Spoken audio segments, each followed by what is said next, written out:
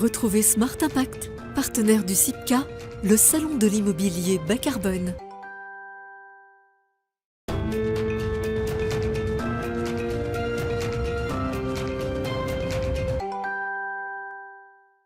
Bonjour à toutes et à tous, bienvenue ici au CIPCA. C'est une émission spéciale de Smart Impact que je vous propose depuis ce salon de l'immobilier bas carbone au Grand Palais éphémère à Paris. C'est la deuxième édition. Pendant 30 minutes, on vous emmène à la découverte de celles et ceux qui innovent pour rendre le bâtiment plus durable. Avec mes invités, on va détailler les enjeux de ce salon, découvrir les solutions. Il y en a beaucoup, ces solutions qui existent déjà, et voir comment rendre nos villes à la fois frugales et désirables. Bienvenue au CIPCA.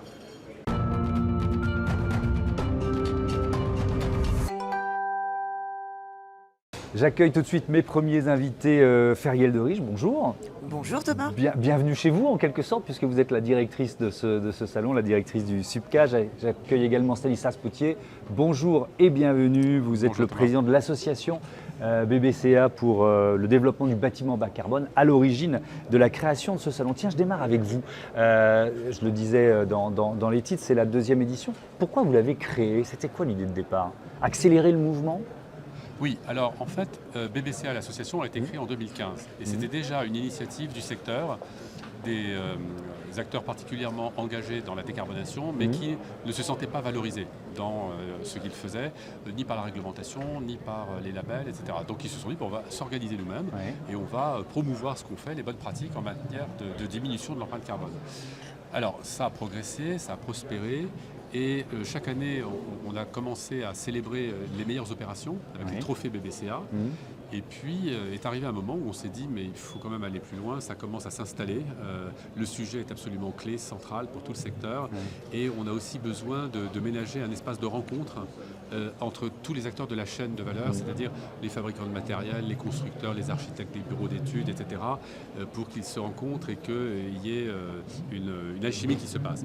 Donc on a lancé ça l'année dernière, effectivement, avec un partenaire spécialiste de salon, et ça a tellement bien marché que maintenant on a décidé que ce sera annuel. Bon, parfait, très bonne nouvelle. Feriel de Riche, on vous avait reçu dans Smart Impact pour annoncer la création du salon. Il a bien grandi. Présentez-nous, posez-nous le décor en quelque sorte de cette deuxième édition. Il a bien grandi et c'est vrai que vous étiez à nos côtés dès l'annonce du lancement du CIPCA. Vous posez le décor, 150 exposants, il grandit en effet. On a plus d'exposants que l'an dernier, beaucoup plus de solutions, des territoires aussi, des élus, des investisseurs, toute la chaîne de l'immobilier, de la construction, de la co-construction de la ville et du territoire décarboné est vraiment bien représentée cette année sur le salon, ce qui montre que tous les acteurs avancent vraiment ensemble. Est-ce que vous voulez, j'allais dire sélectionner, le mot est peut-être un peu fort, c'est sélectionner, mais c'est un engagement que le fait de participer à un salon comme celui-là? Alors, c'est un véritable engagement de participer à un salon comme celui-là. On y candidate.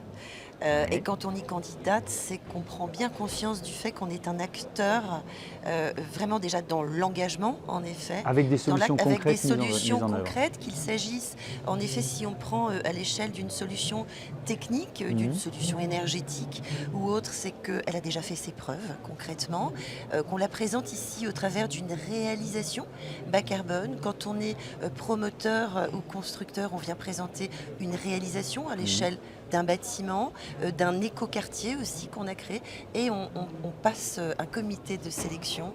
C'est ce qui fait le succès du CIPCA, c'est qu'on n'a pas de greenwashing ici.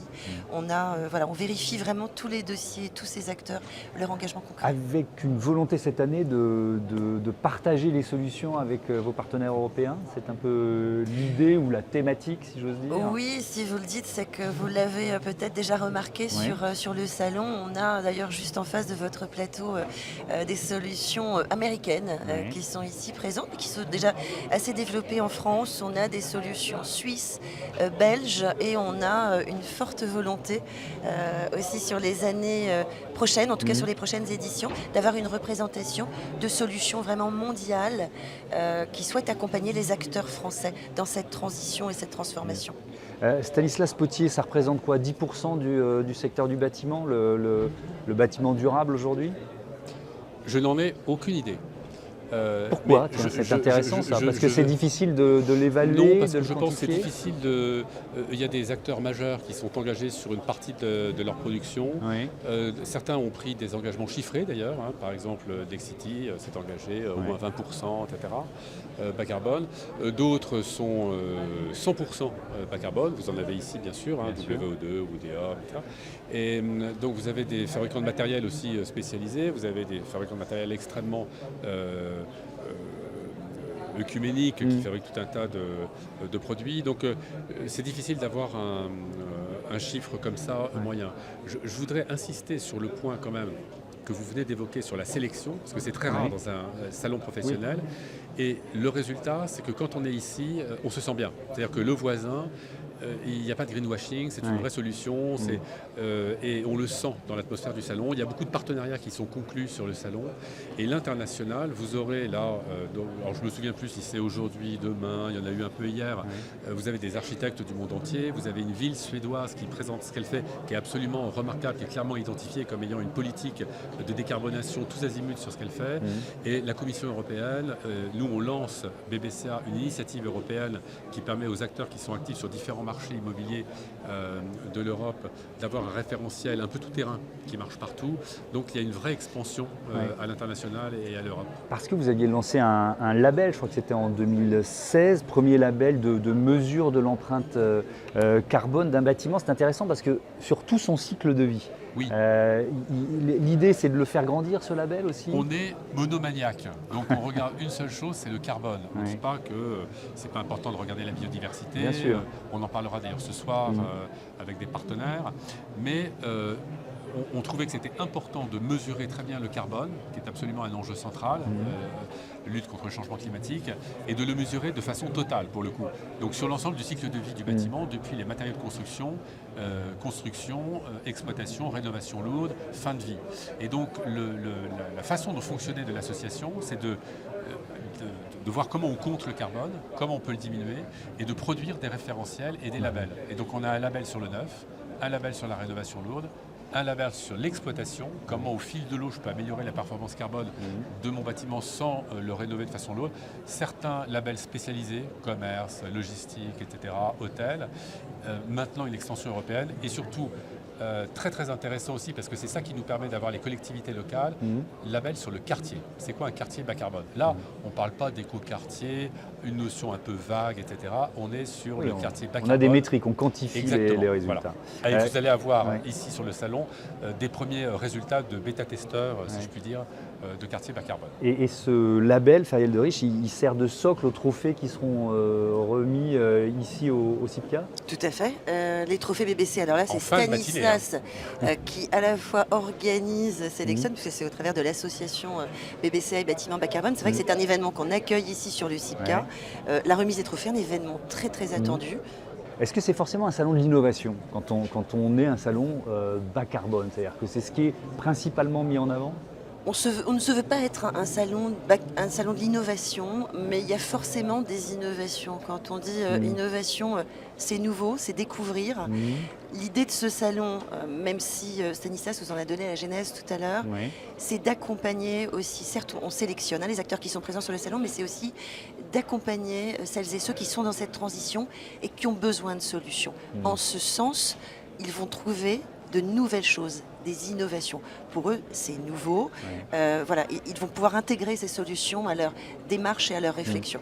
On n'est pas un énième salon de la French Tech, donc il y a de l'innovation, comme vient de le dire Ferial. Il y a parfois aussi de la low-tech, on redécouvre des matériaux, des façons de faire qui peuvent être parfois antiques. En revanche, là où c'est nouveau, c'est qu'on s'inscrit dans une véritable révolution industrielle.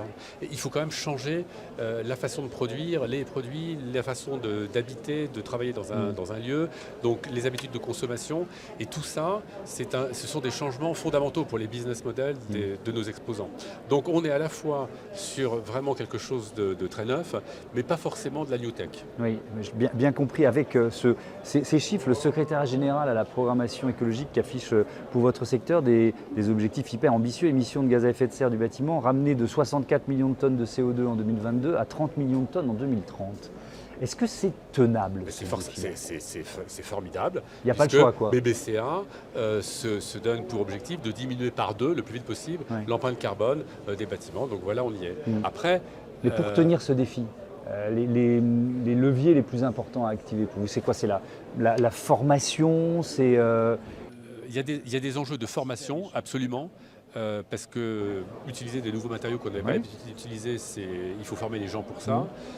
Il y a un enjeu de structuration de la chaîne de valeur et d'approvisionnement. Aujourd'hui, vous avez des tensions sur les prix, parfois, où on dit, ce qui est vrai, que les matériaux biosourcés, notamment, peuvent être un peu plus chers que les matériaux classiques.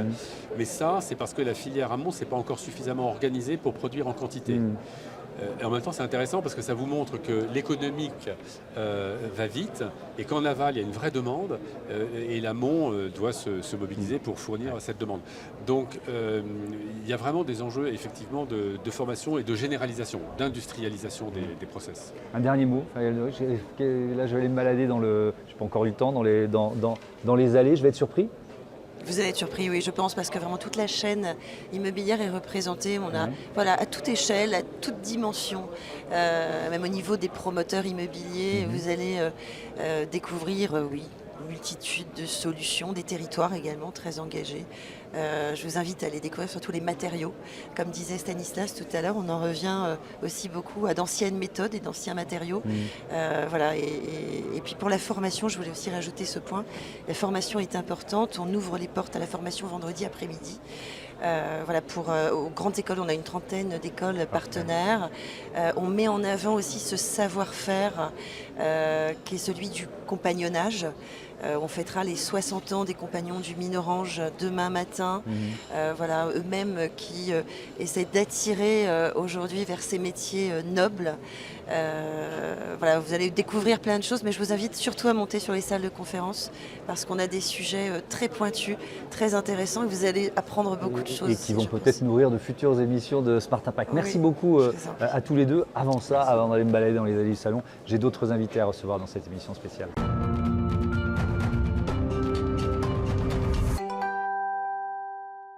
On découvre tout de suite des solutions concrètes, des projets immobiliers qui ont justement cette ambition bas carbone avec mes invités. Stéphane Pesic, bonjour, bienvenue.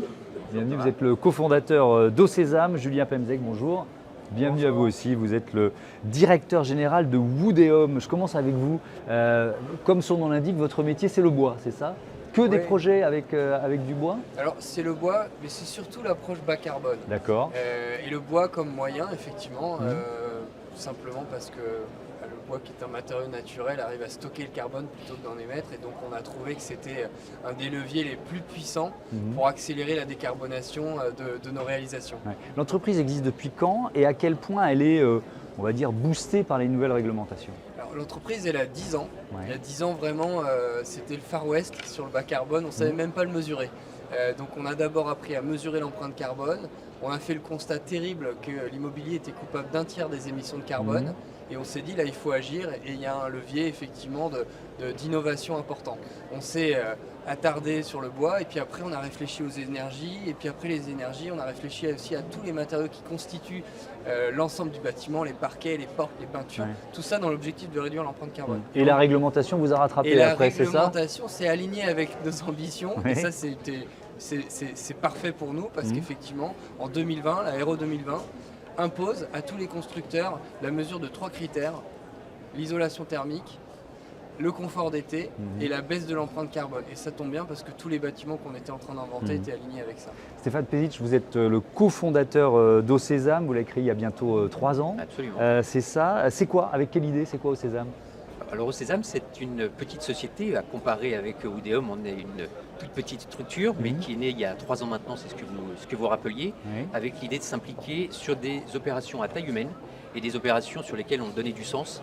Je venais d'un grand groupe où il y avait déjà du sens qui était donné, mais on avait l'intention de s'inscrire dans une logique de restructuration d'actifs de laisser tomber les opérations neuves et de venir mettre une patte écologique sur nos programmes. Donc avec des programmes d'investissement, c'est ça, dans des programmes de restructuration d'immeubles essentiellement aujourd'hui? Absolument. Nous sommes un investisseur, un asset manager qui représentons les intérêts de multifamily office. Et à ce titre, les multifamily office, les familles qui investissent derrière nous sont très préoccupées par cette question. De plus en plus aujourd'hui, elles ont pris la mesure de la transition énergétique, des efforts qui doivent être faits.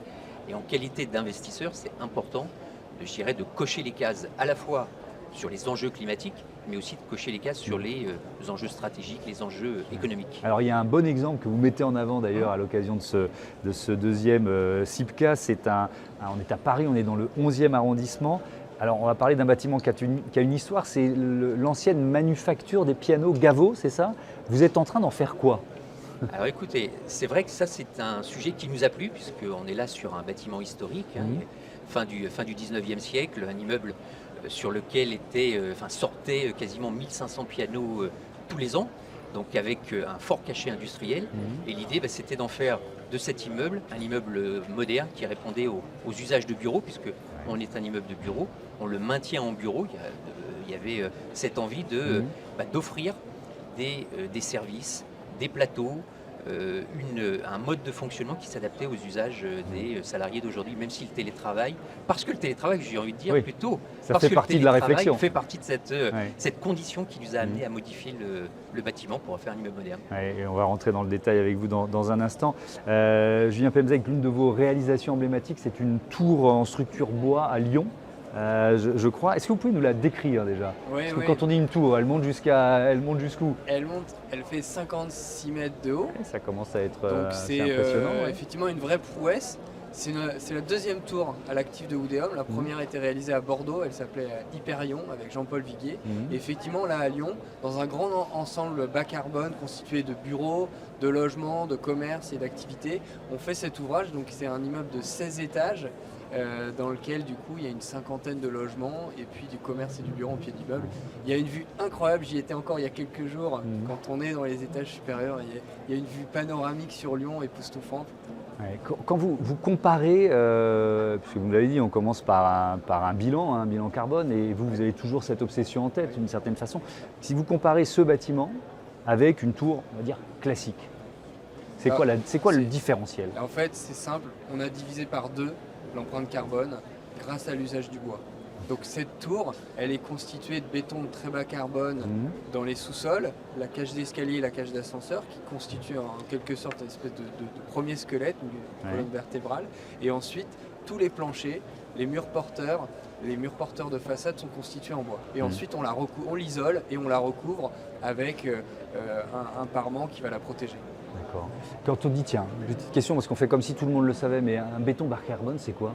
Alors, il y a en ce moment beaucoup de progrès sur le béton. Le béton, il a aujourd'hui un défaut, c'est d'être assez émetteur. Il émet à peu près 350 kg de CO2 par mètre cube, à comparer avec le bois qui lui stocke 600 kg de CO2 par mètre cube. Donc ça veut dire qu'à chaque fois que vous évitez de couler un mètre cube de béton et que vous le remplacez par le bois, vous évitez d'émettre 1 tonne de CO2. Les bétons bas carbone, en fait, ils travaillent à réduire cette empreinte carbone et ils vont tendre vers 100-150 kg de CO2 à comparer aux 350. Donc c'est bien parce qu'on a besoin en fait que tous les matériaux fassent cette économie carbone. Stéphane Pezic, comme investisseur immobilier, on l'a compris, vous faites des choix environnementaux pour les clients que vous représentez. Par exemple, et on reste dans ce bâtiment dans le 11e à Paris, la géothermie. Alors moi, quand j'ai préparé l'émission, je me suis dit, ok, mais alors à Paris, ça doit être compliqué parce que c'est déjà un gruyère le sol parisien. Donc comment on creuse, comment on fait de la géothermie? Absolument, c'est un véritable enjeu et c'est tout l'intérêt de pouvoir inscrire la géothermie au programme de son projet le plus tôt possible, parce que ça nécessite de faire appel à des experts, ça nécessite un forage, puisque pour tous ceux qui ne le savent pas, mais la géothermie, ça consiste à venir chercher les calories qui sont produites par la Terre, où on a une température de la Terre qui est autour de 14-15 degrés. On vient récupérer cette chaleur naturelle. Ensuite, on vient l'extraire, la faire passer dans une pompe à chaleur pour la redistribuer ensuite dans l'ensemble du bâtiment. Et on la rejette ensuite quand on est soit en circuit fermé ou en circuit ouvert. Et on la rejette ou dans la nappe ou alors on la garde dans le bâtiment. Ouais. Donc là, il y avait un défi technique d'une certaine façon, technologique. Il y avait un défi technique, puisque vous le rappeliez, on est sur Paris, donc il y a évidemment le métro, il y a évidemment toutes les formes de canalisation, il y a les égouts, donc je dirais que c'est aussi un peu de chance qu'on a eu de pouvoir faire ce forage à quasiment 60 mètres de profondeur. À cet emplacement-là, c'est forcément plus cher quand C'est on plus fait cher. ce choix. C'est un choix, Ouais. c'est le choix C'est beaucoup plus cher. C'est trois fois et demi plus cher, en effet. Ouais. Mais c'est le choix à payer. C'est le choix pour vraiment inscrire le bâtiment dans une démarche vertueuse. Mais l'avantage de ça, c'est que ça génère aussi des économies. J'anticipe peut-être votre question, mais ça, Oui, mais j'allais y venir, mais ça évidemment on le fait. Ça Ouais. génère des économies. Alors évidemment, rentrons pour dans le détail. l'utilisateur. Quelles économies pour ceux qui vont finalement utiliser cet immeuble de bureau quand il sera Alors fini. comme la géothermie n'est pas encore démocratisée, il y a encore très peu de recours à la géothermie aujourd'hui dans les bâtiments, notamment dans les bâtiments tertiaires, on estime qu'on peut faire entre 2 et 4 fois d'économie sur la facture de l'énergie et charges des utilisateurs futurs. Je passe tous les jours, Julien Pemzec, en rentrant de mes émissions devant l'un de vos chantiers qui est près du périphérique à Paris, je crois que c'est Porte-Brancion, c'est ça? Exactement. Alors ça a bien poussé pendant l'été, là. Ah oui, exactement. J'ai été surpris en rentrant de vacances. C'est quoi? C'est un immeuble de bureau là Comme aussi? un C'est- champignon, non. Alors ça va être un foyer pour jeunes travailleurs. Ok. Cette histoire, j'adore ce projet parce que là, il y a eu une quête écologique donc, par l'usage du bois. C'est un bâtiment qui va déjà atteindre les critères 2028 de la RE 2020, donc avec plus de 5 ans d'avance. Ouais. Et en plus, le bois a été utilisé avec son atout de légèreté. Le bois est 5 fois plus léger que le béton. Et grâce à cette légèreté, on a pu faire un bâtiment de 8 niveaux plutôt qu'un bâtiment de 3-4 niveaux. Et donc on a trouvé de ce fait un équilibre économique pour la ville de Paris qui était vendeuse de l'opération. Et on a pu réaliser cette opération. Effectivement, le gros œuvre a démarré au mois de juin. Il est terminé aujourd'hui. Donc on a monté 8 étages en à peine 3 mois, inclus le mois d'août où les ouvriers ont quand même pris des vacances. Donc c'est assez époustouflant comme opération. Stéphane Pezic, il y a d'autres projets comme ça emblématiques sur lesquels vous travaillez déjà ou c'est la grille de lecture, c'est de partir dans le bas carbone? Absolument, c'est notre volonté, c'est véritablement la stratégie sur laquelle on a décidé de s'inscrire et l'ensemble des projets à chaque fois que ce sera possible, parce qu'on le rappelait tout à l'heure, c'est pas une garantie que de pouvoir y avoir recours, mais de plus en plus on peut inscrire nos projets dans cette logique. Avec des solutions techniques qui ne seront pas toujours les mêmes, j'imagine. Qui sont effectivement pas forcément les mêmes. On parlait tout à l'heure de géothermie, mais sur notre projet de replay dans le 11e, on fait aussi appel au béton très bas carbone qui nous a permis de faire quasiment 40% d'économie en matière d'émissions de gaz à effet de serre. Merci beaucoup, merci à tous les deux d'être venus nous présenter ces projets et ces solutions concrètes. On continue, on va parler d'immobilier d'entreprise tout de suite.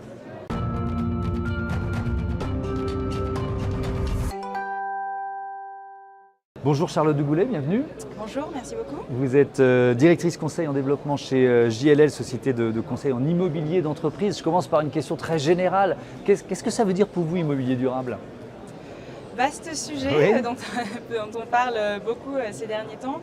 Je pense que pour moi et pour tous les collaborateurs de l'équipe, l'immobilier durable, c'est tout simplement l'immobilier non pas de demain, mais l'immobilier d'aujourd'hui. Ouais. On n'a plus d'autre choix que de rendre notre immobilier durable pour la simple et bonne raison qu'on travaille dans un secteur les plus carbonés. Oui, Évidemment, donc on est le une grosse secteur partie du problème, donc on est une belle partie de la solution. Exactement, on peut retourner l'histoire. Exactement. Ouais. Donc aujourd'hui, on a à la fois on a une grande responsabilité en tant que professionnel de l'immobilier de pouvoir s'adapter, de pouvoir lutter contre le réchauffement climatique et proposer des solutions. Et donc intégrer dans chacun de nos projets des principes qui nous permettent de rendre cette construction beaucoup plus durable, en tout cas beaucoup plus vertueuse. Ouais, alors on va justement détailler certains de ces principes. Je commence par la rénovation. Ça veut dire quoi? Ça veut dire que par principe, vous privilégiez le fait de rénover un bâtiment plutôt que de détruire et le reconstruire, quoi. Absolument. Aujourd'hui, on sait que déjà, on vit dans un pays où il y a un environnement bâti assez dense. Paris est une ville extrêmement dense, je pense qu'on l'a suffisamment dit, ou en tout cas la région francilienne. Ce qui veut dire que l'on doit d'abord travailler sur l'existant. On sait que 80% du bâti d'aujourd'hui sera encore là en 2050. Ce qui veut dire que nous devons agir sur le stock existant avant même de penser aux nouvelles constructions. La Et loi vous y oblige aussi, le Absolument. zéro artificialisation nette Tout à fait. pour 2050. Tout à fait. Voilà, c'est un aiguillon d'une certaine façon. Tout à fait. Donc le premier réflexe que l'on a quand on regarde un bâtiment aujourd'hui, c'est de se dire comment on peut retravailler l'existant. Donc faire avec le déjà là, avec les qualités et parfois les défauts aussi intrinsèques du bâtiment. Donc je ne vais pas dire qu'on ne démolit plus du tout, puisque parfois ça se justifie pour des raisons techniques, réglementaires.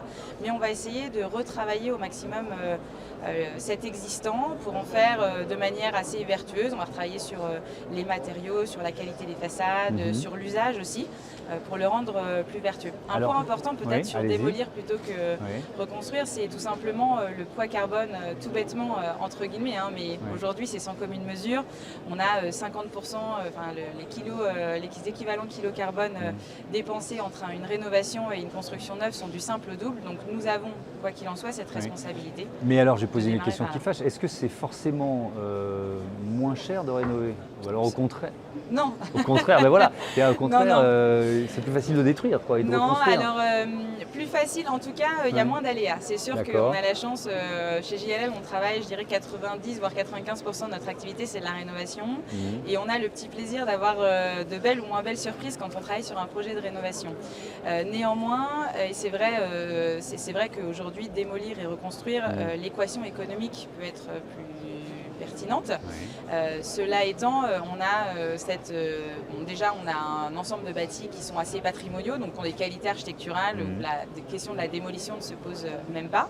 Et puis pour ceux qui ont peut-être moins de qualité, on doit s'interroger là c'est sur la manière de réutiliser l'existant. Si on le fait intelligemment, il y a quand même des moyens que ça ne coûte pas trop cher. Oui, alors il y a un levier auquel on pense moins ou dont on parle moins, c'est l'intensité d'usage. Est-ce que vous pouvez nous rappeler ce que ça veut dire?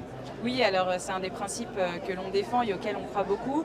On croit, aujourd'hui, on sait que, notamment dans l'immobilier tertiaire, à peu près le bâtiment est en moyenne utilisé 60% du temps. Ça doit nous faire réfléchir avant de construire tout mètre carré complémentaire, puisque si en permanence on a 40% de notre stock immobilier qui est vide, voire peut-être plus, ça veut dire qu'on a un levier pour ne pas artificialiser davantage. Donc il faut travailler sur l'intensité, je dirais la meilleure utilisation possible des mètres carrés. Ça se travaille quand on conçoit la rénovation? Il faut anticiper à ce moment-là? Oui, alors il y a deux éléments. Il y a effectivement l'acte de construire ou de rénover qui est important, puisqu'on va penser sur des sujets techniques, le capacitaire, la ventilation, les évacuations, les capacités portantes. Il y a tout un tas de sujets qui doivent nous permettre d'accueillir plus de monde ou plus d'usage, avec effectivement des choses qui s'anticipent. Et puis ensuite, c'est l'usage tout simplement. Qui on accueille dans le bâtiment, comment on l'exploite, comment on le fait vivre. Et aujourd'hui, on voit que chez nos clients, il y en a certains qui sont dorénavant très ouverts à accueillir des tiers, à ouvrir par exemple le week-end ou le soir ou sur des horaires en décalé. C'est pas toujours le cas, mais en tout cas, on pousse pour que ça puisse l'être. Un dernier mot, il nous reste vraiment moins d'une minute sur le réemploi, parce que là aussi, c'est quand même une espèce de révolution culturelle dans le secteur du bâtiment. Oui, alors vous avez raison, c'est vrai qu'on voit une accélération du réemploi, je dirais tous les réemploi, réutilisation, recyclage, qui correspondent chacun à des logiques de projets et industrielles différentes. Aujourd'hui, dans tous nos projets, nous mettons en place une stratégie de réemploi, qu'elle soit in situ, c'est-à-dire qu'on reprend les matériaux qui sont sur le bâtiment pour le futur bâtiment, ou qu'elle soit ex situ, c'est-à-dire qu'on utilise peut-être on enlève et on utilise pour mettre dans un autre bâtiment. On y croit beaucoup et là aussi c'est un impact positif. Merci beaucoup Charlotte de Goulet. Profitez bien de ce CIPCA, le rendez-vous de celles et ceux qui rendent nos villes plus durables. Un salon dont Bismart est partenaire. C'était passionnant de réaliser ce Smart Impact ici au Grand Palais éphémère. À très vite. Retrouvez Smart Impact, partenaire du CIPCA, le salon de l'immobilier bas carbone.